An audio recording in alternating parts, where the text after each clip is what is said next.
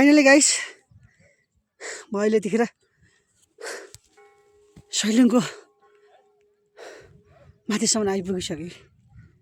तर अब यहाँभन्दा चाहिँ म हिँड्न सक्नुला छैन होइन साथीहरू। म कहाँ छु अहिले यतिखेर भने देख्न सक्नुहुन्छ। यो चाहिँ एकदम म जानुपर्ने चाहिँ त्यो माथिको त्यो मेरो पछाडि देखिएको जुन त्यो गुम्बा छ, त्यहाँ गुम्बा छ अनि मन्दिरहरू पनि छ सायद है। त्यहाँ चाहिँ म अब जान सक्दिनँ। म यहाँबाट हिँड्न सक्दिनँ। एकदम धेरै माथि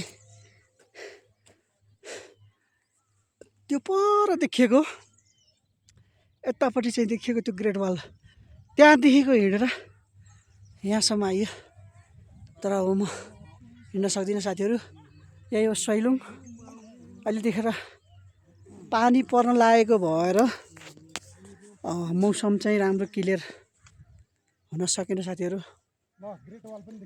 एकदम सिम पानी परिरहेको छ अनि मौसम क्लियर छैन। क्लियर रूपमा देखाउन चाहिँ असमर्थ भएको छु म भने। यो चाहिँ थुम्का हो यिनीहरू चाहिँ होइन। 100वटा यस्ता थुम्का 100वटा भएको भएर यसलाई चाहिँ सैलुङ भनिएको साथीहरू। फाइनली अब यहाँभन्दा उता चाहिँ म हिँड्न सक्छु जस्तो लाग्दैन साथीहरू। धेरै गाह्रो भयो मलाई होइन। म चाहिँ अब हिँड्ने बानी छैन नि त। हिँड्ने बानी नभएको भएर मलाई चाहिँ धेरै नै गाह्रो भयो साथीहरू। थुम्काहरू यस्तै हुन्, सैलुङको थुम्काहरू चाहिँ यस्तै हुन् साथीहरू। धेरै पर माथि यो भेगमा देखिएको त्यो पर माथि त्यो मेरो टाउको पछाडिबाट देखिएको जुन त्यो चाहिँ गुम्बाहरू हो होइन। त्यहाँसम्म चाहिँ म जान सक्दिनँ। म चाहिँ यहीँबाट ब्याक हुन खोजेको छु। म चाहिँ अब यतापट्टि चाहिँ पुरै भिड छ होइन। यतापट्टि चाहिँ पुरै भिड छ। यो जङ्गलहरू छ मेरो पछाडि, यो पुरै भिड छ यतापट्टि चाहिँ है। र त्यसको यतापट्टिको यो भाग चाहिँ अनि यस्तो डाँडाहरू छ, थुम्का छ साथीहरू। जीवनमा पहिलोचोटि सैलुङ आएको म चाहिँ होइन, पहिलो फर्स्ट टाइम हो मेरो चाहिँ यो। साथीहरू कस्तो लाग्छ तपाईँहरू पनि मेरो भिडियो हेरेर लाइक कमेन्ट गरिदिनु होला साथीहरू। हरिकुबर योगी युट्युब च्यानलमा गएर हेर्न सक्नुहुन्छ। सब्सक्राइब पनि गरिदिनु होला। सबै साथीहरूलाई धेरै धेरै धन्यवाद पनि दिन चाहन्छु।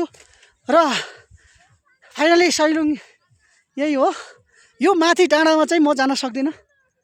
यो धेरै मान्छेहरू यहाँ जाँदै हुनुहुन्छ। मेरो पछाडि देखिरहनु भएको होला सायद। यो यतापट्टि यो बिचमा एउटा बाटो छ। त्यो बाटोबाट चाहिँ माथि गुम्बा छ, भ्यू टावर छ, के छ होइन। त्यहाँसम्म चाहिँ म जाँदिनँ साथीहरू। म चाहिँ यहीँबाट ब्याक हुन्छु गाइस। अब धेरै कष्ट गरेर आइयो, तर यहाँ आइसकेपछि चाहिँ एकदम ह्याप्पी भयो मन, खुसी भयो। धेरै कष्ट गरेर आइयो, धेरै दुःख पाएर आइयो। एकदम हिँड्नलाई गाह्रो भइरहेको थियो मलाई होइन। र गाह्रो हुँदाको बावजुद पनि म चाहिँ फाइनली यो ठाउँमा आइपुगेँ।